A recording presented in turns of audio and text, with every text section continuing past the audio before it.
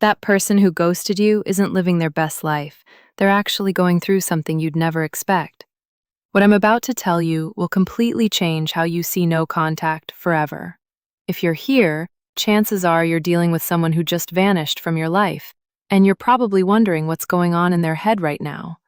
Maybe they seem totally fine on social media, maybe they're already talking to someone new, or maybe they just disappeared into thin air. But here's the thing. What you see on the surface isn't even close to what's really happening inside their mind. Today, I'm going to walk you through the actual psychological journey an avoidant person goes through during no contact. And trust me, it's nothing like what you think. The hidden reality behind avoidant behavior. Let's start with something most people get completely wrong about avoidant partners. When they pull away or go no contact, everyone assumes they're just cold, heartless, or that they never really cared. But that's like saying someone who's afraid of heights doesn't care about mountains. The truth is way more complicated. Avoidant people don't leave because they don't feel anything. They leave because they feel too much, and they have no idea how to handle it. Think of it like this. Imagine you're holding a hot cup of coffee, but instead of putting it down when it burns, you just keep holding it tighter until you can't take it anymore and you throw the whole thing away. That's essentially what happens in their emotional world. The 3 stages of avoidant no contact.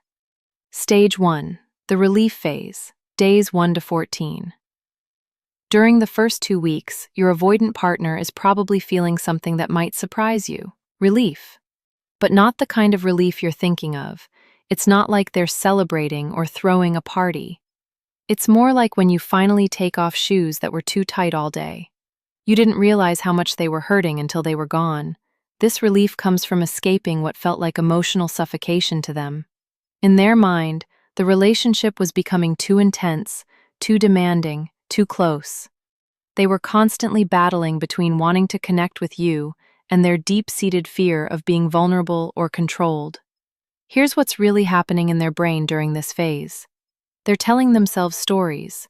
Stories like, I'm better off alone, relationships are too complicated, or I need to focus on myself.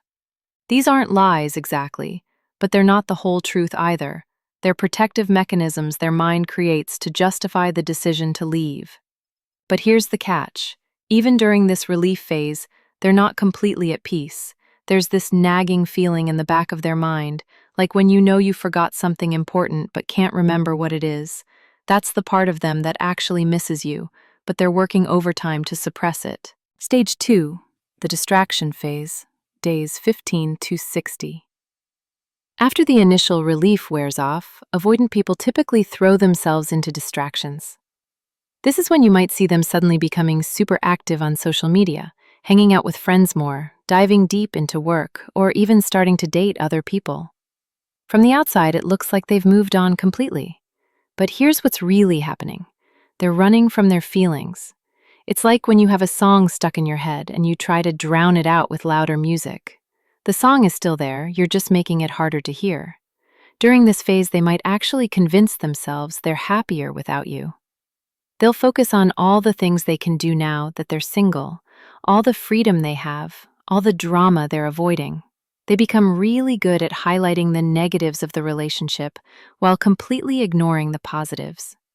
Research shows that people with avoidant attachment styles have a tendency to deactivate their attachment system when they feel threatened by intimacy. This means they literally suppress thoughts and feelings about their partner as a survival mechanism. So when they seem like they don't care, they're actually working really hard to not care. But here's the thing about suppression. It takes a lot of energy. Think of it like trying to hold a beach ball underwater. The harder you push, the more it wants to pop back up. And eventually, your arms get tired. Stage 3, the reality check phase, days 60 plus. This is where things get really interesting, and it's the phase most people never get to see because they've either moved on or the avoidant person has already found a new relationship to distract themselves with. After about 2 months of running from their feelings, something starts to shift. The distractions don't work as well anymore. The new dating prospects don't quite measure up. The freedom they thought they wanted starts to feel more like loneliness. This is when they start to actually process what they lost. Not just the relationship, but you as a person. They might remember your laugh, the way you made them feel safe, or that time you took care of them when they were sick. These memories hit differently now because they're not clouded by the fear and anxiety that was present during the relationship. The internal battle nobody talks about.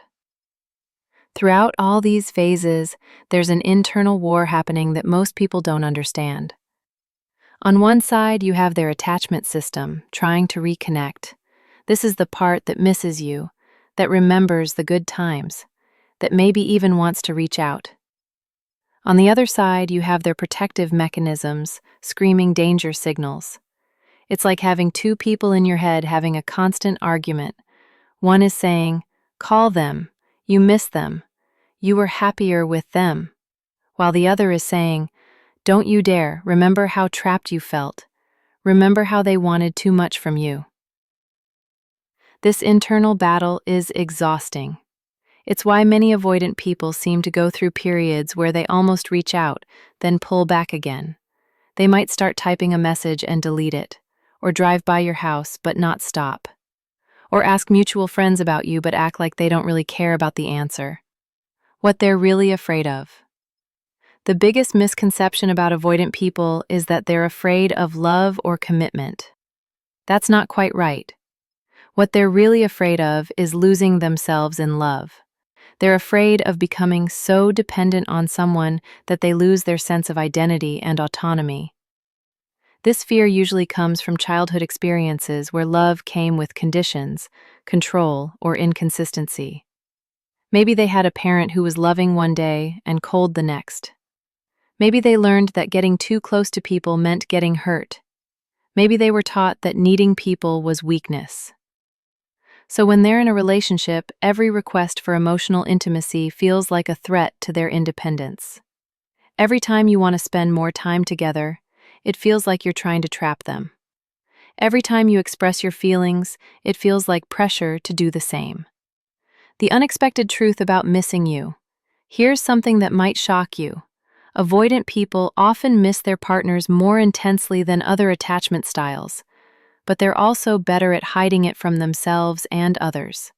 It's like they have this internal filing system where they take all their feelings about you and lock them away in a drawer marked "Do Not Open." But just because the drawer is locked doesn't mean the feelings aren't there. They're just buried under layers of self-protection and denial. This is why some avoidant people can seem completely unaffected by a breakup, then suddenly reach out months or even years later with intense emotions. Studies have shown that people with avoidant attachment styles actually have higher cortisol levels during relationship stress, which means they're feeling the anxiety just as much as everyone else. They're just not showing it, or even acknowledging it to themselves. The social media paradox. If you're watching their social media during no contact, you're probably seeing one of two things. Either they're posting constantly about how great their life is, or they've gone completely silent. Both of these are actually signs that they're struggling more than they want to admit. The constant posting is often a way to convince themselves, and you, that they're doing fine. It's like shouting, "I'm happy," so loud that maybe they'll start to believe it. The complete silence, on the other hand, is often because they're afraid that if they post anything, it might reveal how they're really feeling. The reconnection possibility. Here's something important to understand. While avoidant people struggle with reaching out, it doesn't mean reconnection is impossible. Many avoidant individuals do eventually work through their fears, especially when they start to understand their own patterns and how they affect their relationships. The key is that this growth has to come from within them.